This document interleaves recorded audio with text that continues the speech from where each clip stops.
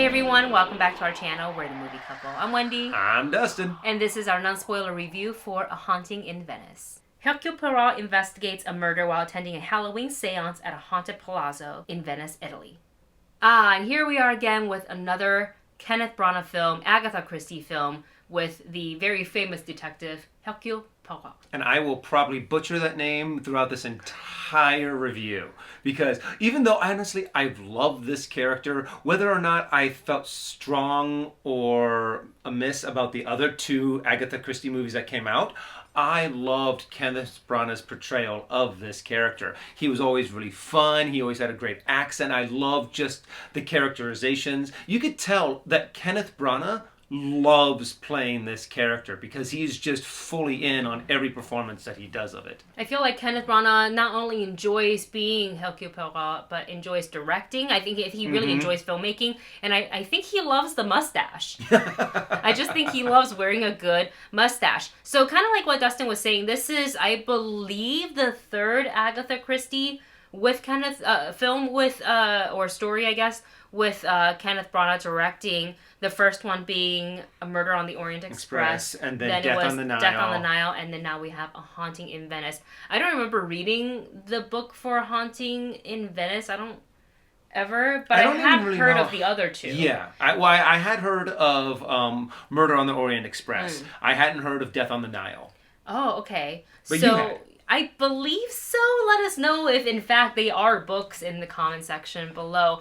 But I gotta say, I think I felt the most engaged with this one. Yes. I feel like with every Agatha Christie, and especially the movie adaptation of the stories, it's always a star-studded cast. So that's kind of a part of the draw of going to see it, you know, not only for Kenneth Branagh and Agatha Christie's stories, but for the star power that comes with the film. And this one is no different. We got Michelle Yeoh, Jamie Dornan, Kenneth Branagh, Tina Fey, so many amazing actors, amazing performances. So I feel like performances has always been great. I will say Death on the Nile was like, if I were to compare the three, I think if I were to rank performances in the three movies, it would probably be Haunting in Venice, Orient Express, and then Death on the Nile. Yeah, exactly. Yeah. Same here. I actually really I was actually really looking forward to this adaptation because when I saw the trailer, I was like, this looks like it's going to be a nice mixture of horror, having like a little dabble of horror in your murder mystery. And I think that's a great way to kind of tell a murder mystery too, especially in the style of Agatha Christie, because they are just fun to kind of go along with the ride, but sprinkling a little bit of horror and mystery when you know that Hercule, we can just say Kenneth Branagh. When Kenneth Branagh does not believe in that at all. So I was really excited going into this movie. Yeah, there's a lot to be said for a detective who was based everything on fact and through his talent of deduction, science, and whatnot, and then you're asking this man to also kind of believe in the supernatural and the paranormal, and he's kind of like, no, there's an explanation for everything. But as you can tell from the trailer, there are some things that even it's got him scratching his mustache and going, I don't quite know how to explain that one. I think the dynamic for this one is quite interesting too, because I think with every movie is like he gets called into, you know, a specific case, right? He got... For Death on the Nile, he was invited. He was invited on the trip as just a friend, and then it was the Oriental Express. He just happened to be there when it happened, I think. Yeah, it's been a minute for that film. For this one, he was also specifically invited by Tina Fey's character, who is a longtime friend of his, has found him in Venice, Italy, and was like, hey, like, I know you're a skeptic. You gotta come and see this. I just want to see if you can debunk this medium, this psychic, who is Michelle Yeoh in the film. And also, her other thing is she's, you know, a writer, a mystery writer, which makes sense to kind of be friends with like one of the most that was her well-known inspiration detectives. apparently. Yeah, so that's really cool. She's written a whole bunch of books, but I loved their dynamic too. A lot of the relationships in this movie I thought were really well developed. Like Hercules and the writer that you just mentioned. Tina Fey's character. I thought they had a nice dynamic and a nice little backstory, but also even characters that just met in the movie, like the medium and Kenneth Branagh's character. I was like, there's some cool connections going on here. I like how they're, showing that we have things in common. And I like that a lot about this movie in particular. Speaking of the medium, played by Michelle, Mrs. Reynolds is what they called her. She gave such a obviously Academy Award winning actor, but it's a very fun character for her to play.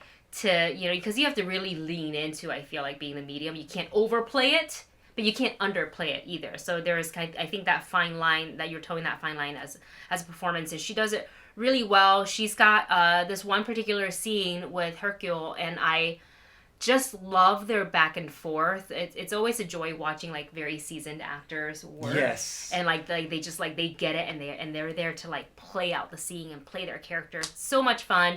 And as always with murder mysteries, you are there to also play detective, alongside the story. I gotta say, unlike the other two, because like the other two took me a little while to figure it out.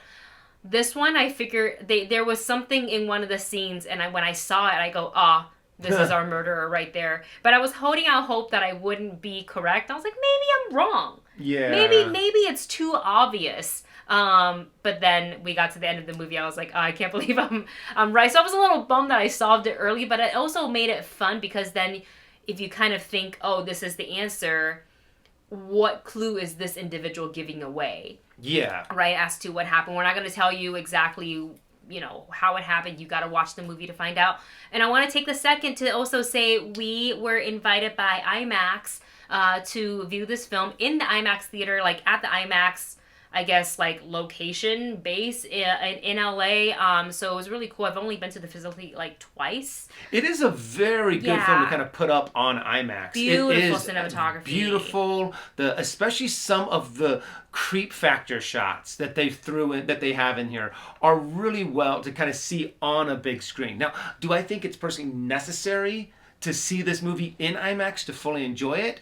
I don't think you need to see it in IMAX, but it does add a little bit. If you kind of really like being able to have that really fine detail on some of these beautiful shots, it was nice to see it in IMAX. And another thing I want to touch on is the runtime. It's at 1 hour and 40 minutes, which I think is perfect for this movie. I feel like some of the other Agatha Christie tend to get a bit heavier and a little bit longer because they're usually pretty dialogue heavy. Yeah. And this one, obviously it's a murder mystery, so it's going to have a lot of dialogue. But because I think of the horror factor as a part of this film, it made it a lot more interesting to watch because you're watching for them, you're trying to figure out who done it, right? Mm-hmm. But then there's also something that's supernatural or paranormal that's interrupting the whole thing.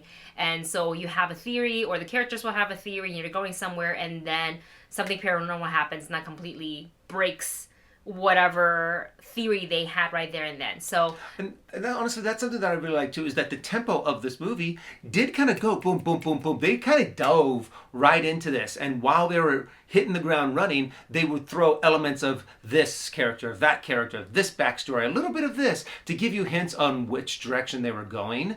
And I like how they did mix in the horror and the supernatural into this and made it fit into something that is a very scientific kind of character, and how they made it work. I did enjoy that. Yeah, I thought this was a really fun one. With that said, we're going to go ahead and give our rating for A Haunting in Venice.